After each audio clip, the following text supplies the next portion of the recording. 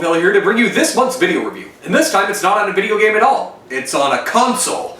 Now I know what you're saying, Jay, how did you get your hands on a PS4 or an Xbone? Well, that's because I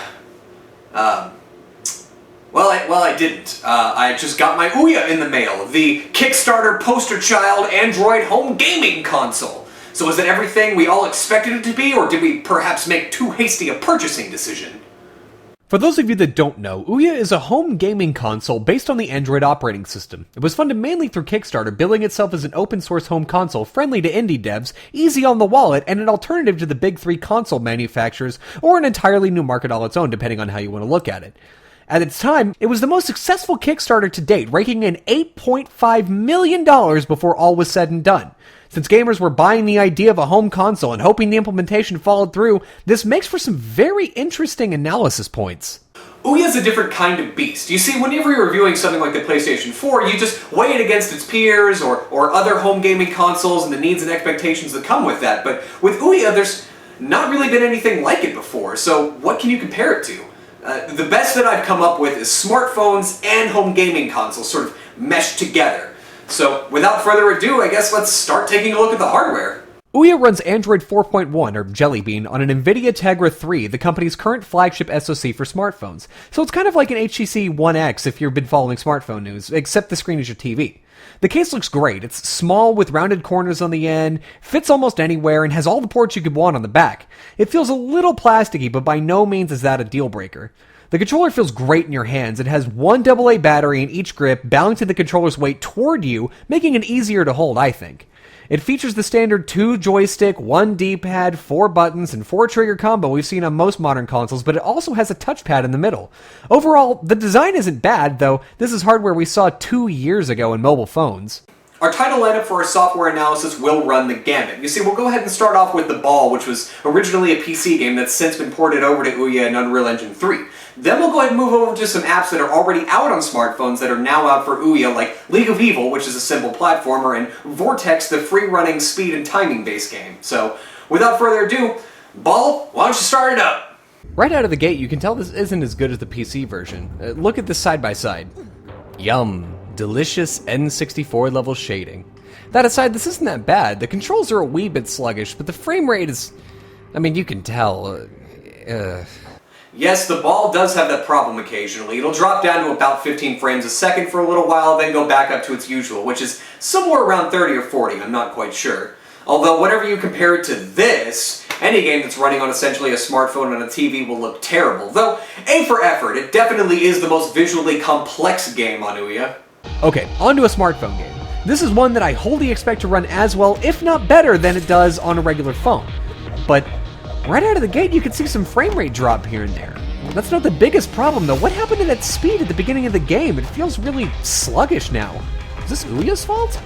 Actually, no, that's how this game runs. You see, it starts you off going really fast so you can get into it, you're really excited about it, and then it drops down the speed to make it more manageable, which I think was a terrible design choice. I mean, the most satisfying parts of the game are whenever you're going fast, and I'm reviewing the game now, sorry. Let's go ahead and get back to the hardware analysis. Here's what the game looks like running on a smartphone, my Samsung Galaxy S3 to be precise.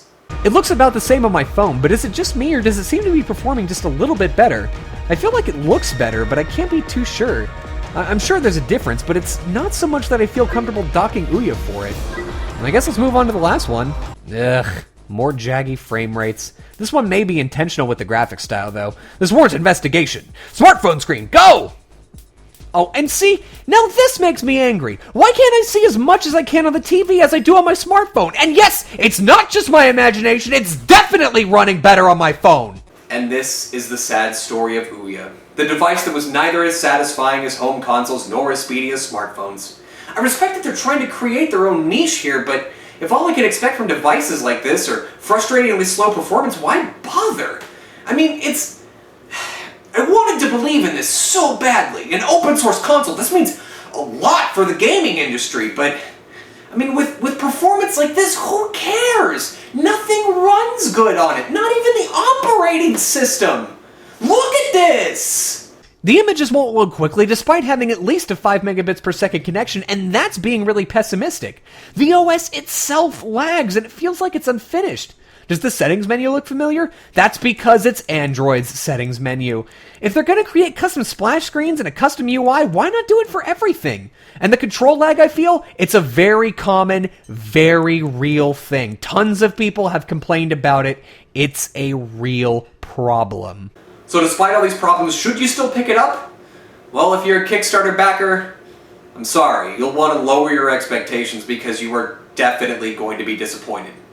But if you haven't decided to pick it up yet, don't! Don't do it! There's supposed to be hardware revisions for this every year, and maybe next year we'll actually get something worth buying. Maybe there'll be better software and they'll fix the Bluetooth issue, but at the current, it doesn't fill any need. For playing mobile games, I have my smartphone. For playing games on my TV, I have my home consoles.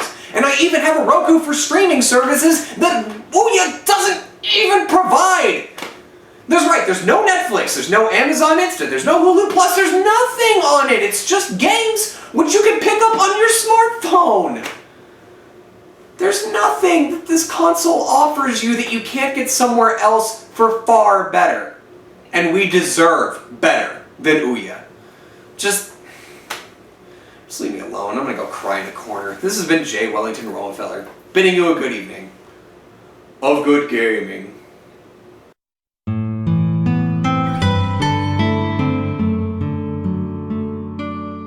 Hey, thanks for watching. If you want to feel better about yourself instead of crying over the Ouya, why don't you go check out our Dungeon Land video?